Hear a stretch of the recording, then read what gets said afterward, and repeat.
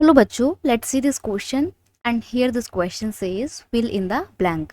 आपको यहाँ पर एक स्टेटमेंट दी गई है जिसमें स्टेटमेंट में कुछ स्पेस ब्लैंक है जो आपको फिल करने हैं। तो आइए पहले अपनी स्टेटमेंट पढ़ते हैं। The industrial working classes did not participate on the civil disobedience movement in large number except in dash region. Question में आपको जो स्टेटमेंट दी गई है, स्टेटमेंट बोलती है कि सिविल डिसओबीडियंस मूवमेंट में इंडस्ट्रियल वर्किंग क्लास ने ज़्यादा पार्टिसिपेट नहीं किया, लेकिन एक ऐसा रीजन था जहाँ पर उन्होंने पार्टिसिपेट किया था। आपको वो रीजन का नाम इस स्पेस में फिल करना है। तो यहाँ पर हम बात करेंगे वर्किंग क्लास के पार्टिसिपेशन की, वो भी सिविल डिसओबीडियंस मूवमेंट में। क्वेश्चन का की कंसेप्ट है participation of working class in the civil disobedience movement. देखिए, सिविल डिसओबीडियंस मूवमेंट लॉन्च कब किया गया था, आपको ये पता होना चाहिए। Civil disobedience movement Gandhi ji ने 1930 में लॉन्च किया था, राइट। और ये लॉन्च किया था गांधी जी ने अपनी सॉल्ट मार्च से।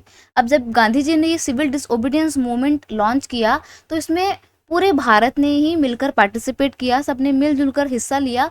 और हर क्लास का इस ग्रुप में, इस मूवमेंट में पार्टिसिपेट करने का जो ऑब्जेक्टिव था, जो उद्देश्य था, वो बहुत अलग अलग था।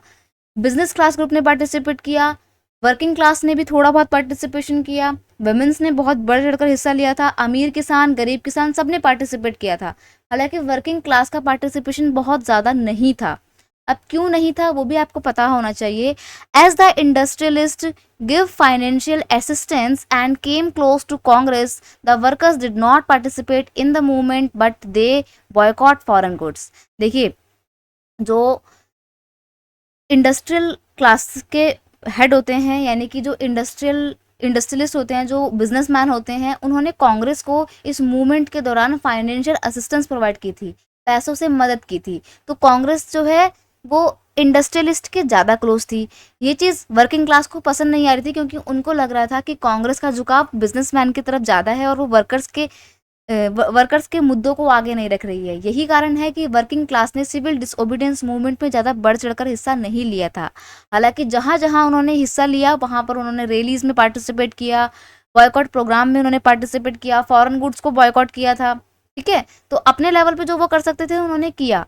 दे participate in the protest rallies and boycott campaign in छोटा नागपुर रीजन। तो उन्होंने छोटा नागपुर रीजन में पार्टिसिपेट किया था। हालांकि ये आपकी बुक की लाइन है और उसमें उन्होंने नागपुर रीजन मेंशन किया है, तो you will have to mention Nagpur region. ठीक है, तो नागपुर रीजन वो एक ऐसा एरिया है जहां पर वर्किंग क्लास ने पार्टिसिपेट किया था, अदरवाइज वर्किंग क्लासेस ने ज़्यादा पार्टिसिपेशन सिविल डिसओबीडियंस मूवमेंट में नहीं किया था।